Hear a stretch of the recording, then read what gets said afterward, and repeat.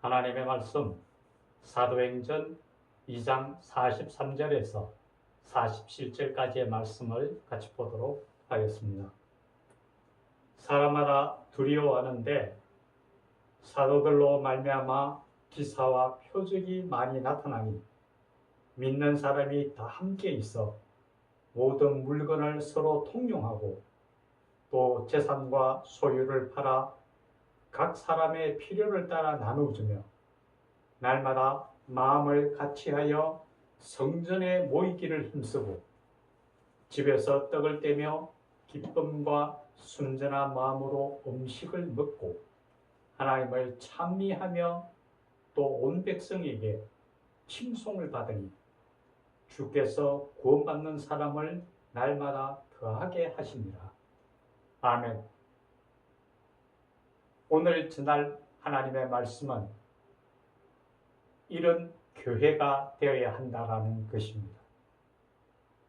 이 시간 주의 성령의 인도하심 따라 우리 모두에게 성령이 충만하고 은혜가 충만한 시간이 되기를 간절히 축원합니다. 예수님께서 어느 날 제자들에게 질문을 던졌습니다. 세상 사람들은 나를 누구라 하느냐라고 물으셨습니다. 이에 제자들은 세례 요한입니다. 예레미야 선지자 또는 옛 선지자 중에 한 명이라고 얘기합니다. 라고 답을 했습니다. 그러자 예수님이 다시금 묻습니다. 그러면 너희는 나를 누구라 하느냐라고 물었습니다. 이때 베드로가 대답을 합니다. 주는 그리스도시요 살아계신 하나님의 아들이시니이다 라고 답변을 드렸습니다. 이때 예수님께서는 크게 기뻐하시면서 바요나 시몬아 내가 복되도다 하시면서 이 반석 위에 내 교회를 세우시겠다고 말씀하셨습니다. 분명히 예수님께서 교회를 세우시겠다고 말씀하심에 따라 교회가 만들어지고 형성되어졌습니다. 물론 구약 시대에도 광야 교회로 교회가 어떤 형태 없이 이루어지기도 했지만은 분명한 것은 예수님께서 교회를 직접 만드셨다라는 것입니다. 우리가 이 교회가 어떤 위치에서 어떤 역할을 해야 될 것인지 오늘 본문을 통해서 우리가 모이는 이 교회의 성격과 역할에 대해서 분명하게 깨닫는 그런 시간이 되기를 간절히 축원합니다. 먼저 교회 하면은 우리가 생각하는 교회당이나 예배당이 아닙니다. 그것은 교회의 건물을 이야기하는 것이고 교회라는 것은 하나님께서 우리를 불러내셔서 하나님의 자녀로 삼으시고 하나님의 백성으로 세우신 사람들의 모임을 이야기한다라는 것입니다. 헬라어로 에클레시아라는 것을 교회라고 하는데 이 에클레시아라는 것은 세상으로부터 불러내었다라는 겁니다. 우리가 사는 이 세상에 우리가 속해 있을 수밖에 없지만은 그럼에도 세상과는 분명히 다른 존재다. 세상 사람들은 이 세상에 속하여서 세상 속에 살아가고 세상의 흐름을 따라 그대로 살아가지만은 우리 그리스도인은 세상에 살고는 있지만은 세상과는 다른 하나님의 자녀요 하나님의 백성으로서 하늘 아래 생명책이 기록된 하늘에 속한 사람이라는 것을 분명하게 말씀해 주고 있다는 거죠. 우리는 세상과는 다른 하나님의 백성으로서의 삶을 살아가고 무엇보다도 우리가 알아야 하는 것은 우리 주 예수님을 우리의 주로 그리스도로 고백하는 사람들의 모임이다라는 거죠. 우리는 예수님을 정점으로 해서 예수님을 우리의 믿음의 근원으로 믿는 믿음의 무리들이다라는 것을 우리는 분명히 교회를 통해서 우리가 알아야 합니다. 그렇다면 이 교회라는 것은 어떤 표지를 가져야 되는가, 어떤 모습을 보여야 되는가를 분명하게 알아야 됩니다. 먼저 교회라는 것은 교회의 머리가 예수님이라는 것을 성경은 우리에게 말해주고 있습니다. 즉 교회의 머리이신 예수님을 머리로 해서 우리 모든 하나님의 자녀 그리스도인들은 교회 내에서 한 지체라는 거죠. 머리가 예수님이라면 우리는 그에 따르는 하나의 지체다. 그래서 하나로 뭉쳐져야 된다라는 것을 분명하게 얘기하고 있습니다.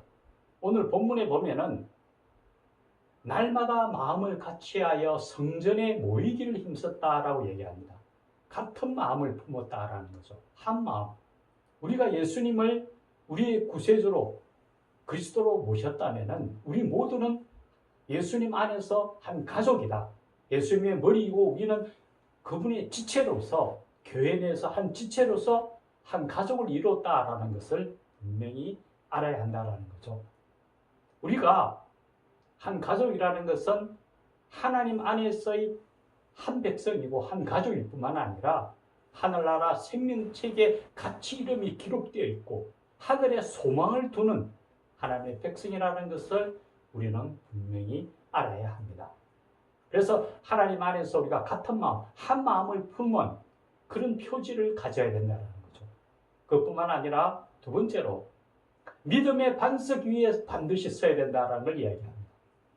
믿음의 반석이 서기 위해서 우리는 먼저 우리가 믿음의 반석 위에 선다라는 것은 우리가 그 믿음을 정진하고 믿음을 더 높이기 위해서 말씀과 기도가 교회 내에 항상 있어야 된다는 걸 이야기합니다.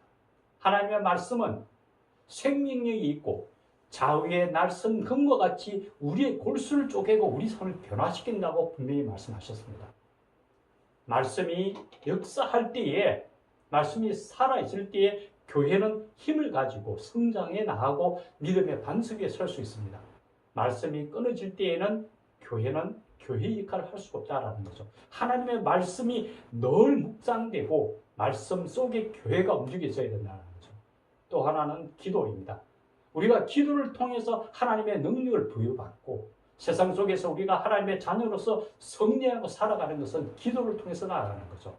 이 말씀과 기도가 교회 내에서 점점 사라져 간다면 교회는 퇴보되고 더욱더 가라앉고 말 것입니다. 우리가 안타까운 것은 예전에 우리나라의 믿음이라는 것은 여러 부흥회를 통해서 말씀이 힘있게 전달되어졌고 새벽기도와 금요 철야 기도를 통해서 기도의 불이 꺼지지 아니하고 늘 하나님 앞에 기도의 향기가 하나님 앞에 늘 나왔습니다. 그런데 지금은 그런 부분들이 너무나 없어지고 교회가 힘을 잃어간다는 것, 말씀과 기도가 없는 교회는 교회 역할을 할 수 없다는 것을 분명히 우리는 인식해야 된다는 거죠. 그리고 오늘 보면은 또 한 가지 있습니다. 하나님을 찬미하며 세상 사람들로부터 칭송을 받았더라라는 겁니다. 여기는 두 가지 의미가 있습니다. 하나님을 찬미한다. 하나님의 복음이 땅끝까지 전거되는 선교에 대한 사명을 말씀하고 있고 세상 사람들로부터 칭송을 받는다라는 것은 구제에 대한 이야기를 합니다. 먼저 선교의 사명이 교회에 분명하게 주어졌습니다. 예수님께서는 세상 끝날까지 내 증인이 되라고 말씀하셨습니다. 우리가 주의 복음을 세상 끝날까지, 세상 끝까지 전거되어야만 예수님이 다시금 재림을 하신다고 약속하셨습니다. 우리가 속히 예수님을 만나기 위해서는 이 복음을 땅끝까지 전거해야 될 그 책임을 다해야 된다는 거죠. 우리는 한순간도 이러한 복음 선교의 사명을 잊어서는 안 될 것입니다. 또 하나는 구제입니다. 세상 속에서 세상의 어두운 곳을 비출 수 있는 것은 밝은 빛입니다. 빛 대신 예수님의 복음을 통해서 세상에 정말 힘들고 어려운 곳에 우리의 손을 내밀 수 있어야 됩니다. 눈물 흘리는 그들의 눈물을 닦아줄 수 있어야 되고, 힘들어 주저앉는 자에게 손을 내밀어 이렇게 세울 수 있는 것이 바로 우리의 역할입니다. 성경은 우리에게 말씀하십니다. 너희의 착한 행실을 통하여 너희 하나님 아버지께 영광을 돌리라고 얘기합니다. 세상은 각박해지고 세상은 모두가 다 자기 중심으로 돌아가지만은 이런 세상 속에서 우리가 선한 영향력을 끼치기 위해서는 세상 속에 힘들고 어렵고 주저앉는 자들에게 그리스도의 향기를, 그리스도의 사랑을 전가할 수 있어야 된다는 것을 오늘 말씀해 주고 있습니다. 그리고 또 한 가지 오늘 본문에서는 이렇게 얘기합니다. 믿음 안에서의 한 경제 공동체에 대해서 오늘 이야기합니다. 서로 재산을 나누고 서로 필요한 것을 나누어주고 통용하는 그러한 부분들에 대해서 얘기하고 있습니다. 오늘 삶은 우리가 우리 스스로 살아가기 위해서 우리 것만을 주장합니다. 비록 우리가 세상이 그렇다 하더라도 교회 내에서는 우리가 서로에게 도움의 손길을 뻗칠 수 있어야만 합니다. 중요한 예화가 하나 있습니다. 예수님께서 우리를 만나시기 위해서 어떤 교회를 찾아가셨습니다. 그런데 예수님의 모습은 가난하고 누추한 거지의 모습을 가지고 그 교회를 가셨습니다. 예수님이 그에 들어갔을 때에 그 주변에 있던 모든 성도들은 가난하고 누추한 그 거지를 보고서는 모두가 다 자리를 피했습니다. 한 사람도 아는 체를 하지 않고 다 옆자리로 피하고 결국 예수님 혼자 예배를 드리고 그 교회를 나왔습니다. 예수님은 정말 교회의 성도들을 만나기 위해서 오셨는데 성도들은 그 예수님의 외모만을 보고 거지 모습을 보고 아무도 만나지 못했다라는 사실입니다. 그것이 바로 제 모습이고 우리 여러분의 모습은 아닌지 우리는 돌아봐야 합니다. 우리 교회 내에서까지 그러한 일들이 일어난다면 어떻게 우리가 세상을 변화시킬 수 있을까요? 성경은 우리에게 얘기합니다. 너희는 그리스도의 향기라고 합니다. 세상 사람들은 우리를 통해서 그리스도의 향기를 맡고 우리를 통해서 그리스도의 모습을 보게 됩니다. 만약에 세상 속에서 예수님의 복음이 올바르게 증거되지 못하고 있다면 그것은 바로 우리 한 사람 한 사람의 책임이고 제 책임입니다.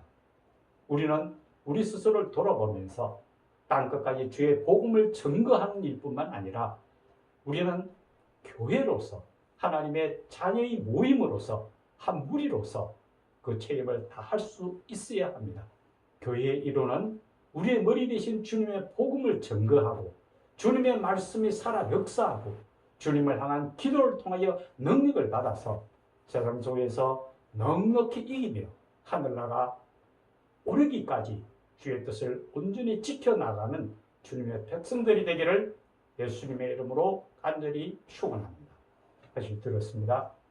살아계신 하나님 아버지, 교회는 예수님께서 직접 세우신 사람들의 모임입니다.